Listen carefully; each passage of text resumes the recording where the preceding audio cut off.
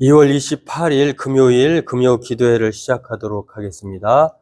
오늘은 6번째 인생의 질문에 대한 신앙의 답변, 인생의 의미와 목적을 어디에서 찾아야 하는가에 대해서 살펴보고 우리 기도하도록 하겠습니다. 우리 먼저 성경 본문 두 군데인데요. 요한복음 1장 7절에서 15절하고 요한복음 10장 10절 같이 읽도록 하겠습니다.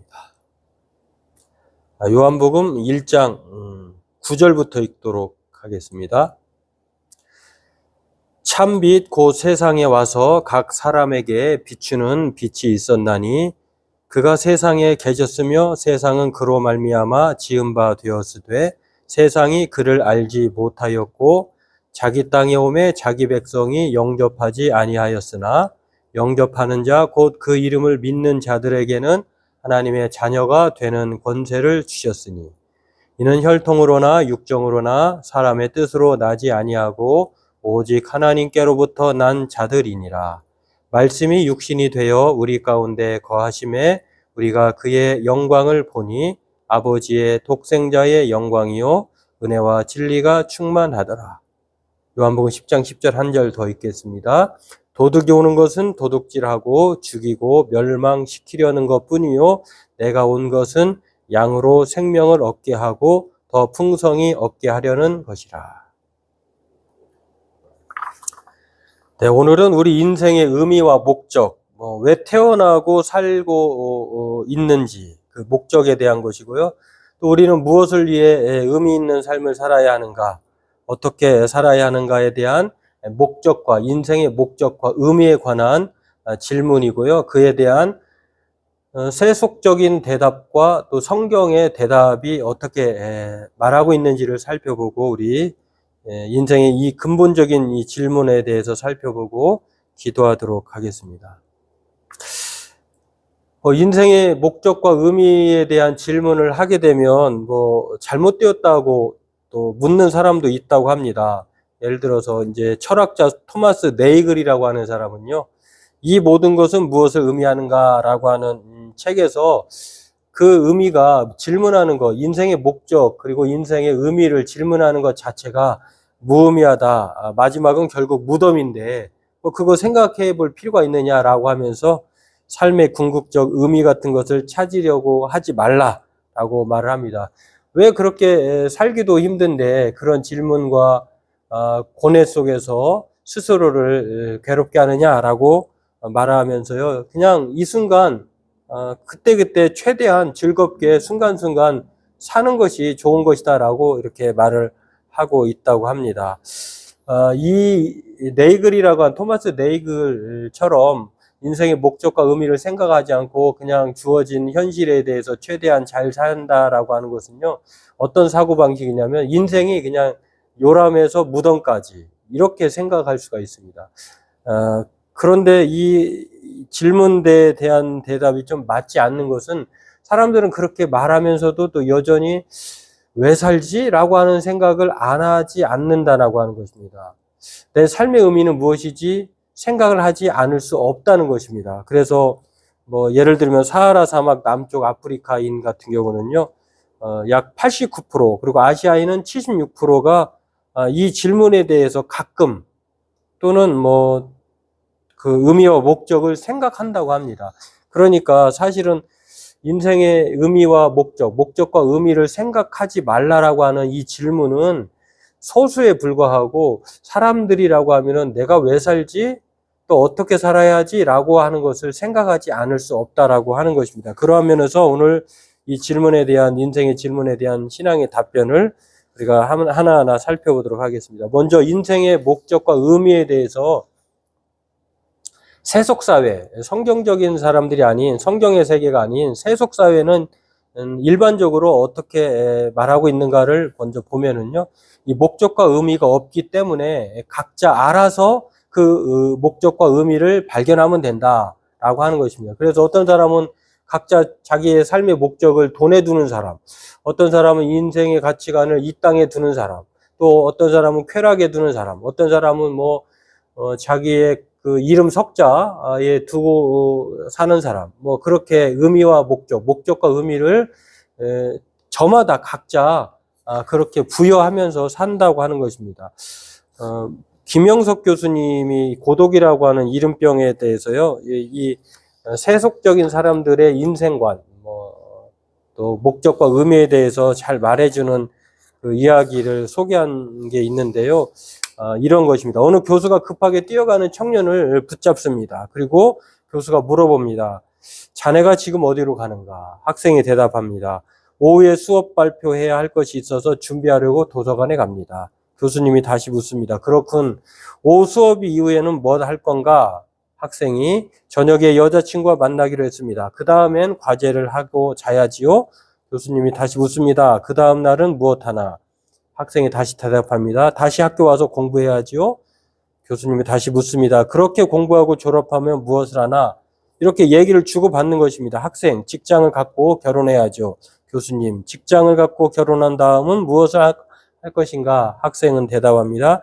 아이가 태어나 키우겠지요. 교수님은 다시 묻습니다. 그 다음엔 무엇을 하나? 학생은 대답합니다. 그러면 저도 나이가 들고 은퇴하겠지요. 교수님이 다시 묻습니다. 그럼 그 다음에는 어떻게 하나? 학생이 대답합니다. 그럼 저도 나이가 들고 은퇴하겠지요? 교수님이 다시 묻습니다. 그럼 그 다음에는 어떻게 하나? 학생이 다시 대답합니다. 그럼 저도 죽겠지요? 교수님이 그렇게 대답합니다. 다시 묻습니다. 그렇다면 자네는 지금 죽으러 뛰어가는군. 이 세상 사람들은 결국 그 자기의 삶이 이렇게 세월이 흘러가는 대로 의미 없이 주어진 대로 그때그때 이렇게 사는데요. 결국에는 이 학생의, 이 교수님이 붙잡고 학생을 붙잡고 얘기를 한 끝에 그의 결론이 무엇이냐면 결국은 죽는다는 것입니다. 그렇다고 하면 지금 뛰어가는 것이 죽음으로 뛰어가는 것 아니냐라고 하는 이 허망한 인생관에 대해서 이제 김영석 교수님의 고독이라고 하는 이름병에 대해서 소개하고 있는 것인데요. 이처럼 세속적인 인생에 대한 의미와 목적을요, 사람들은 의미가 없기 때문에 각자 알아서 그렇게까지 신경 쓰면서 살 것이냐, 그냥 주어지는 대로 그렇게 살아라, 각자 알아서 살아라, 이렇게 말을 하고 있다고 하는데요. 참 세속사회는 그렇게 생각한다는 것입니다. 또 이 세속사회에서 말하는 인생의 목적과 의미는요, 두 번째로는 개인적이고 지극히 개인적이고 공동체 행복을 가져오기 어렵다는 것입니다. 저마다 의미와 목적을 둔다고 하면은 그 사람들의 의미와 목적은 자기 행복, 자기만을 위한 것이지 사회와 공동체의 행복을 위한 것이 아니다라고 하는 것. 참 물론 개인적으로 좀 다를 수 있습니다만 어떤 사람은 이타적인 삶, 모든 사람이 함께 더불어 사는 삶을 추구하는 그런 목적과 의미를 생각하는 사람도 있겠죠. 그러나 대부분의 사람들은 그렇게 생각하지 않는다라고 합니다. 그런데 이 문제는 이 스스로 만들어낸 의미가 너무 개인적이고 공동체를 만들기 어렵다고 하는데 있다고 하는 것. 행복을 가져오기는 어렵다라고 하는 것입니다. 그래서 스스로 만들어낸 이 삶의 의미와 목적은 이렇게 허망하고 또 지속되기도 어렵다. 만약에 자기의 의미와 목적을 그렇게 두고 살았는데 그 의미와 목적이 중간에 또 바뀔 수도 있고 또 여러 가지로 변환할 수 있는데 여하튼 이 모든 것들이 바로 그러한 의미다라고 하는 것을 볼 수가 있습니다. 그래서 이렇게 의미 있는 삶, 유대인 아주 심리학자인 정신학자인 빅터 클랭클이요 이런 말을 했어요. 죽음의 수용소라고 하는 그 책에서 정말 우리의 삶에 대해서 세 가지 삶이 있다고 하는데 이렇게 말을 합니다. 죽음의 수용소, 모든 사람들이 이제 유대인으로서 갇혀서 이제 포로로서 죽어가는데 이제 그런 상황에서도 세 부류의 사람이 있었다는 것입니다. 그 첫 번째 부류는 어떻게든 살아남기 위해서 철저하게 이기적이고 악하게 된다라고 하는 것. 자기만 살겠다는 것이죠. 두 번째는 희망을 잃고 병들거나 죽는 것, 자포자기하는 것이죠. 세 번째는 고난 중에서도 고난 때문에 더욱 고결해지고 인간답게 된다라고 하는 것. 정말 이 세 종류의 사람이 있는데 의미 있는 삶을 얘기할 때에 이 정말 고난 중에서도 고난 때문에 더욱 고결해지고 인간답게 된다라고 하는 면에서 아주 빅터 클랭크의 죽음의 수용소는요, 수용서가 아니에요. 수용소인데 거기에서 그렇게 말하고 있다고 하는 것을 보면서 인간은 누구나 이렇게 참 각자 세 종류의 사람이 있는데 이 개인적으로 자기의 삶을 의미 있게 살기 위해서는 누구나도 이기적이다라고 말할 수 있다라고 하는 것을 볼 수가 있습니다.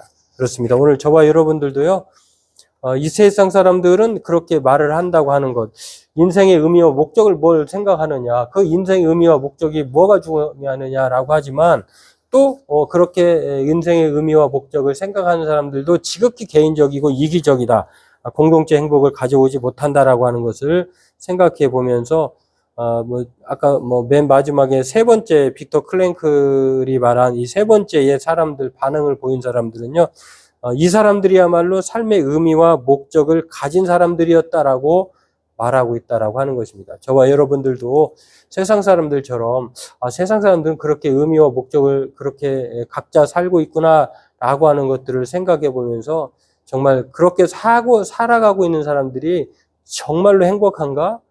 정말 그들의 그 삶의 의미는 있는가? 목적이 정말 분명한가를 우리가 돌아볼 수 있게 된다라고 하는 것입니다.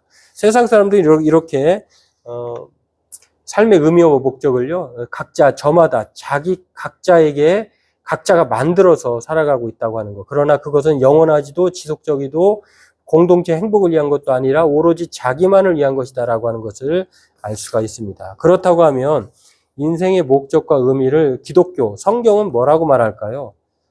우리가 몇 가지로 볼 수가 있는데, 첫 번째는 하나님 안에서 발견된다라고 하는 것입니다. 우리가 오늘 본문 읽은 본문 말씀에서도 나와 있는 것처럼 우리의 인생은 우리가 만들어가는 것이 아니라 우리에게 주어진다라고 하는 것입니다. 그리고 그 인생의 목적과 의미를 주시기 위해서 로고스, 말씀이신 예수님이 하나님이시지만 그러나 인간이 되어서 우리에게 오셨다라고 하는 것입니다. 그래서 우리의 인생의 목적과 의미는요, 하나님으로부터 주어졌을 때 그 의미와 목적이 분명하고 영원하고 행복하다라고 하는 것을 알 수가 있습니다. 그래서 인생의 목적과 의미는 내가 만들고 찾는 것이 아니라 하나님이 우리에게 이미 주신 것이다 라고 하는 것을 알 수가 있습니다. 그리고 요한복음 1장 1절에서 14절의 말씀이 바로 그 인생의 의미와 목적을 주시기 위해서 오셨고, 또 우리가 읽은 요한복음 10장 10절 말씀처럼 예수님께서 이 땅에 오신 것은요, 양으로 생명을 얻게 하고 더 풍성히 얻게 하려는 것이다 라고 말하면서 우리의 삶의 인생의 목적과 의미를 주시기 위해서 오셨다라고 하는 것을 알 수가 있습니다. 그리고 또한 인생의 의미와 목적을요, 세 번째로 발견할 수 있는데, 그것은 사귐 안에서 있을 때 비로소 발견된다라고 하는 것입니다. 우리는 이미 예수님으로부터 우리가 예수님을 영접한 자로서 이제 인생의 의미와 목적을 발견하게 되었다라고 하는 것, 찾게 되었다라고 하는 것입니다. 그런데 그 인생의 의미와 목적은요, 그냥 가지고 있어서 끝나는 것이 아니라 계속적으로 그 관계를 맺을 때에, 사귐 안에서 있을 때에 비로소 발견되고 또 발전된다라고 하는 것입니다. 마치 웨스트민스터 신앙고백서 소요리문답 1장 1절에서도 말하고 있는 것처럼요, 인생의 제일 되는 목적이 무엇이냐라고 물을 때에 하나님을 기쁘시게 하고 영원토록 그를 즐거워하는 것이다 라고 말하는 것처럼 우리의 삶의 목적은요, 고린도 전서에서도 말하고 있는 것처럼 10장인가요? 거기서도 말하고 있는 것도 우리가 10장 31절에 그러죠. 우리가 먹든지 마시든지 무엇을 하든지 하나님의 영광을 위해서 살아가는 것이다 라고 말하는 것처럼 저와 여러분의 삶의 목적은 예수님 때문에 갖게 되었고, 그 예수님이 우리에게 주신 이 삶의 목적은요, 바로 하나님을 기쁘시게 하는 것이다. 그리고 영원토록 하나님을 즐거워하는 것이다 라고 하는 것을 우리가 알 수가 있습니다. 그리고 네 번째로는 예수 안에서의 인생의 목적과 의미는 영원까지 그것이 계속된다라고 하는 것입니다. 그래서 인생의 세상 사람들은 인생을 삶에서 무덤으로 이렇게 보지만 우리 그리스도인들의 삶은요, 인생은 삶에서 아기에서 요람에서부터 무덤까지가 아니라 부활까지 혹은 승천까지라고 하는 것입니다. 우리는 이제 요람에서 무덤이 아니라 요람에서 부활까지가 우리의 인생의 목적과 의미인 것을 생각해 보면서 이것이야말로 우리의 삶을 지속 가능하게 하는, 우리가 이 땅에서도 살아갈 때에도 어떠한 고난이 와도 우리가 부활에 이르기 때문에 우리의 삶은 절망으로도 멈출 수 없고 또 사망도 죽음도 우리를 끊을 수 없다라고 하는 것입니다. 그런 면에서 예수님 안에서 우리 발견된 인생의 의미와 목적은요, 세속적인 사회가 말하는 인생 의미와 목적과는 전혀 다른 정말 영원히 계속된다라고 하는 것입니다.